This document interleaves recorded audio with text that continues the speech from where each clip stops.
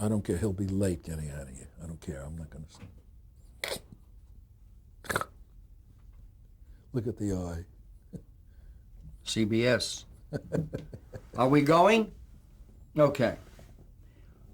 Demographics Incorporated out of Washington, D.C. is a company we've used over the years with films to get readings on their polls and their like Gallup. And we wanted to know about France and the dimension of France in I guess I would say 1980. We went to them and paid them a lot of money to do this research. They came back to us telling us France, in terms of the fame of Jerry Lewis and how a country feels about him, is number 8 in Europe. Number 1 is Belgium.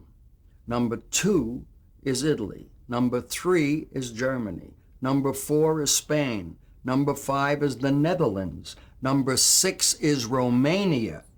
Number 7 is whoever that is, and number 8, France. 7, I think, Czech Republic or something like that.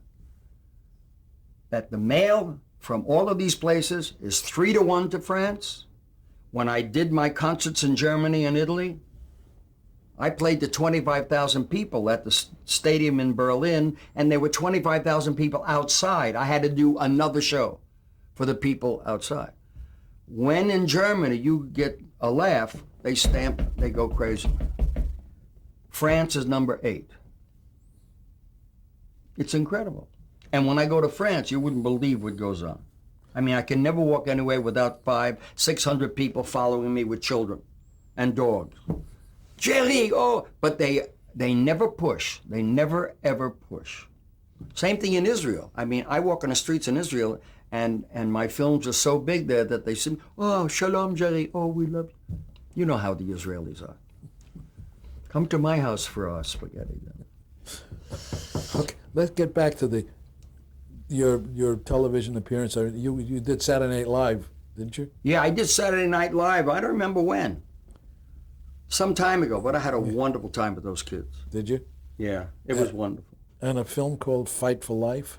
Fight for Life was a film I did for Chuck Freeze. And it was a marvelous story about a child that Dr. Bernard Cantor is an ophthalmologist in Canada, and his daughter was suffering from epileptic fits. She had 100 grand mal seizures a day. And Dr. Cantor, who was very friendly with a priest from Canada, decided they're going to go to England and smuggle in prednisone. They did smuggle it in, and our NIH called them from Washington and said, let's do this together. You can't smuggle things. And Dr. Bernard Cantor was responsible for releasing prednisone, so that the FDA finally said, okay, let's go forward. And children all over the world have been saved since. So it was a wonderful movie. And the HBO Comedy Hour with Sammy. We had such fun. Sammy and I were at the ballet. We were playing the ballet for the last 4 years of his life. And in the next to the final appearance, HBO did a special of what we did. And they had the worst trouble of any television program in the history of the world. Because we wanted to give them all we had, so we did 2.5 hours. Now they're trying to get that down to an hour. And I kept saying to Larry Bresner, you're never going to get that down to an hour and have any kind of fluidity. But they did, and it was okay. You know, a viewer doesn't know that you did all of this great stuff and they only had this much. Wise Guy. The Wise Guy I did for CBS, I did an arc, 5 programs. Eli Steinberg I played, textile business. And it was just a wonderful experience working with these super talented actors. And I had a wonderful time. While we were, during this interview, we've talked about a lot of stuff. Is there anything that I left out, or you left out, that you would like to mention? About 35 years worth we never got into. What about King of Comedy, for instance? Oh, well, the King of Comedy was a very unique situation because the script was terrific, And Marty Scorsese called me. I was appearing in Tahoe, and he said, I'm going to send you a script overnight, FedEx. Please read it. I think you're going to find it interesting. And I got it, and I read it, and I called Marty, and I said, it's a wonderful script. It's a wonderful idea. He said, will you do it? I said, yeah, I think I'll do it. It was terrific. I'm in New York 4 weeks later, and we were going to prep.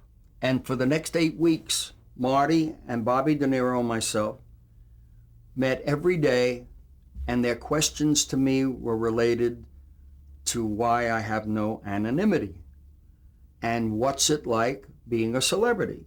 Now, Bobby De Niro was sitting here saying to me, what's it like being a celebrity? And I said, what the hell are you talking about? Now, this is 1982. Well, Bobby was known for Bang the Drum Slowly, and who could remember that face? Taxi Driver, Raging Bull. He has anonymity. He doesn't know what it is to be a celebrity at that time. And I proceed to tell them things that we incorporated in the script.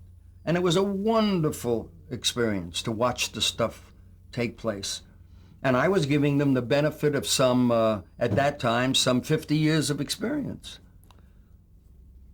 Okay, kid, what is it to be it to be a celebrity? That fame, that since that first blush of it when you were with Dean, all through the years. I'll tell you what being a celebrity is. If you're humble about it, and if you forget about it now and again, it's wonderful. Because your inner government, the thing that I use all of my life as a guide to what my conduct should and would be, I'm very excited about making it.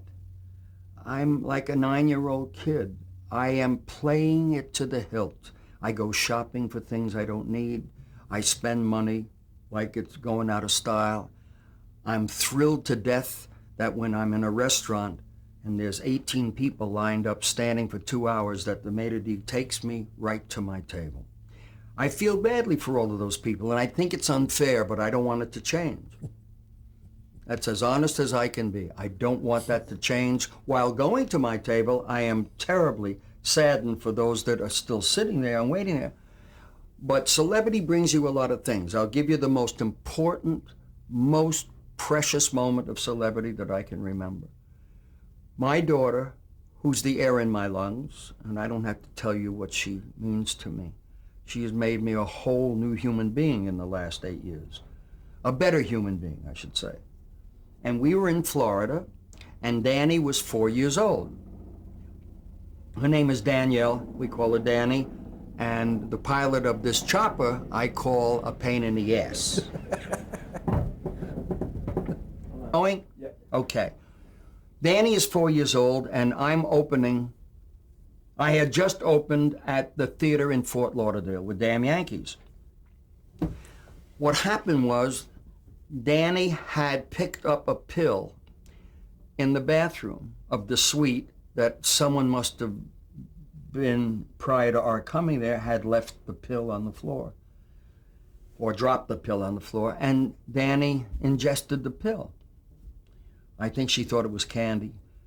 But an hour later, Sam told the nurse, the nanny, to please be sure that Danny gets the Benadryl for her cold. Well, she gave her the Benadryl, and Danny came into my apartment side of the suite, and she was falling down. Couldn't talk, and her hands were getting rigid, and she was poisoned. I picked her up, and I rushed down to the lobby, and I jumped a guy, get me to the hospital. He saw me with my baby, drove me to the hospital, and went into the emergency room, and there's 67,954 people, including a Mexican karaoke team sitting there waiting. I know I've got a problem here, and I see the door swing open, and there's the doctor. I yelled, "Doctor!" He saw me, came right out, took my daughter in, and they saved her life. She wouldn't have made it in 20 minutes. Celebrity paid me the best gift that I've ever had in my life. Had the door swung open and I was a cabbie, I'd have been in the line with 96,482 Mexicans. That's celebrity. That's when it really pays off. If somebody wanted to get to that point someday, some aspiring young comedian or producer or director or writer, do you have any advice for somebody looking at you now and what should I do? The best advice I can give you is be tenacious. Be aggressive. Don't be polite. If you're polite, you'll be one of the many people standing in the line. You have to be a little pushy.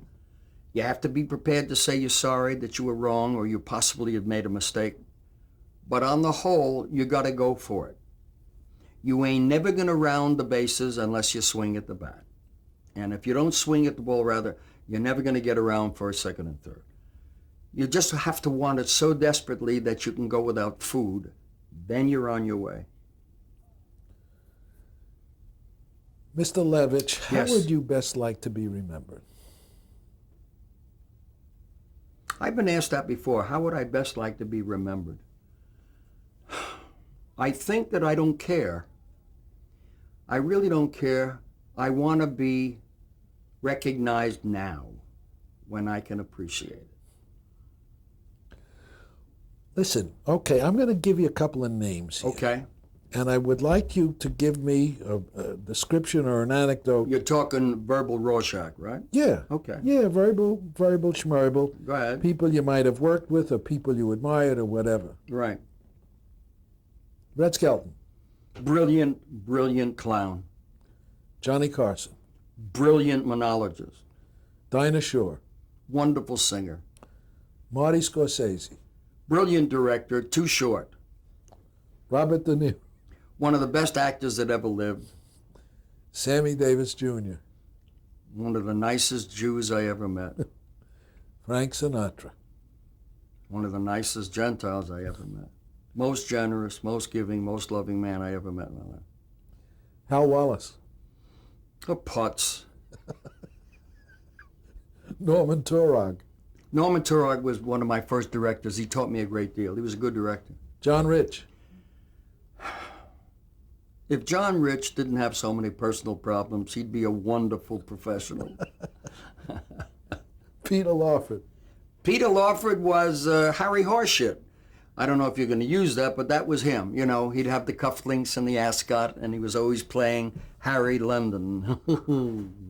a former NBC program chief, Norman Blackburn, Oh, he was terrific. Norman Blackburn was the NBC exec when Dean and I were first doing NBC radio. Abby Greshler, Oh, God, I hate to speak of the dead, but he was dead when he represented us.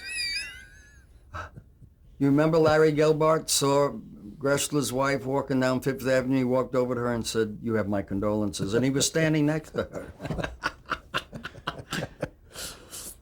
Dick Stabile, Oh, he was my musical director and my conductor, and a lovely man. Great musician, one of the best on the alto sax that ever lived.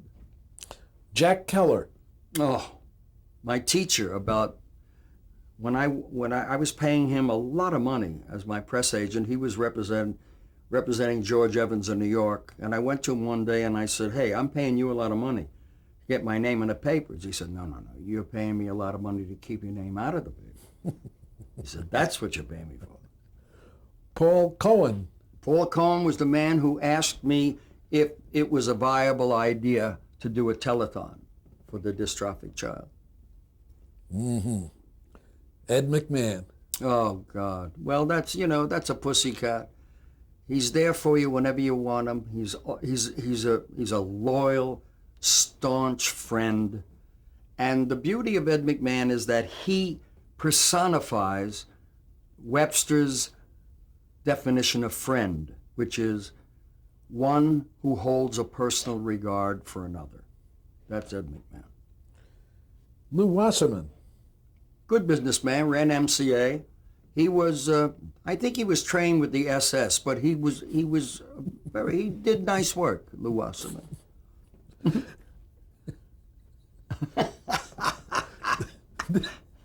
excuse me, David Sarnoff. David Sarnoff, you mean General Sarnoff? General, Oh, yes. He was super. What a nice man he was. And when I met General Sarnoff, David and Bobby were little kids. They were like a few years younger than I, but that's how far back. I mean, 1947, he was really the top dog at NBC. Bobby Sarnoff. Bobby's a wonderful guy. He married an opera singer that I had worked with. I don't remember her name. Wonderful singer. And we spent some time in Cannes together. Yeah, Anna Moffo. Right. Yes. Yep, exactly. and did he buffo Anna Moffo? And Tommy Sarnoff, as long as we're mentioning Tommy that. Sarnoff's a wonderful old friend. Yes. And a gentleman by the name of Irving Kay. My nanny. Irving Kay was with me for 58 years. We put him to rest a couple of years ago. But the day he came into the hotel, the Holland Hotel in New York, my mom and dad were staying there with me. And he walked in and my dad said, Jerry's got a gig in Toronto, but he's 14 years old. So by law, we have to have someone go with him, a chaperone. He has to have a guardian. He said, would you go? Irving said, you got it. He said, you want to pack? And he pulls socks out of this pocket and a toothbrush out. He says, I'm ready. And he was with me 58 years. Yes, I remember him. Yeah, he was fun. Is there anybody else you want to talk about that we left out? Well, Michael DeBakey has saved my life 5 times. And this last trip, when I went down there, he said, you got 4 left. You better take care of them.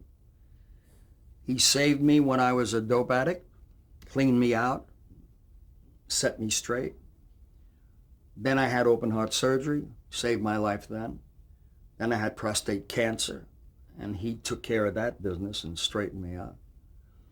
After that, I had viral meningitis where I got dangerously near death, and he saved my life.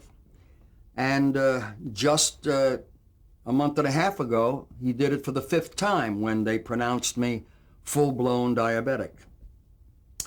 So that's why I had to eat at a certain hour before. So I'm watching it, and I don't think that Michael saving my life 5 times would change what I'm about to say. When I'm with him, I feel like I'm in the presence of God. And I just wish that everybody had an opportunity to feel that way about someone in their life, because it enriches your life. And he's a great friend. And I think a lot of his good stuff is rubbed off. At least I'd like to think so. You've had a lot of good, enriching things, including your family. Oh, yeah. And your family includes your whole family. Yeah. All the kids. I got a slew of children. God, you'd think I was Catholic. You were. I have wonderful sons. I have an incredible daughter, and my wife is just about the best thing in the world. She doesn't ever forget to come over to me and say, I'm so proud of you. I think you're such a giant. And you'd be surprised that you think you've heard that a lot. No, you don't hear it a lot, because you're not hearing it from meaningful things in your life. When you hear it from someone that's meaningful, it's wonderful. She knows that I need it, and she also knows when it would be good for me to know that I wasn't too terrific. And I get straight from her on both sides, so I'm very blessed. Oh, well, I think you are. I think you've had a great ride. Don't you think this has been a great ride? Oh, God, yes. I'm looking forward to continuing the ride. You know, I'm not getting off. No, I got a lot of work to do. You know that there are a lot of people your age and my age who hate you because you still have all of your hair. You understand that? Do you have any feelings about that? No. The thing that kills me is watching the audience. You know, at the Orleans, I'm playing to 1,000 people, and they're a lot of people are my age, and some of them came in on walkers. And I'm 4 years or 5 years older than they are, and I'm bouncing on the stage for 2.5 hours, and every once in a while I look at the audience, you see a guy going, I don't believe it. How could that be? Now the show's over, and with a walker, he's going out. He's 62, you know. It's wonderful. It's wonderful. The thing that I would tell, you know, when you said what I would advise the young people in our creative process, the most important thing, I think, is if you think childlike, you'll stay young. If you keep your energy going and do everything with a little flair, you're going to stay young. But most people do things without energy, and they atrophy their mind as well as their body. I believe that. I think you have to think young, you have to laugh a lot, and you have to have good feelings for everyone in the world, because if you don't, it's going to come inside your own poison and it's over. I learned that. I learned that the hard way. I heard a great Mark Twain quote that you could tell your people who were watching is, comedy is tragedy with a little time. Yeah. Yeah, Isn't I that? love that. Say that. Comedy is tragedy with a little time. Yeah. I love that. Mark Twain, he was good too. We're done. I think you got some stuff. Oh, you got it. You kidding? You Absolutely. kidding? You kidding?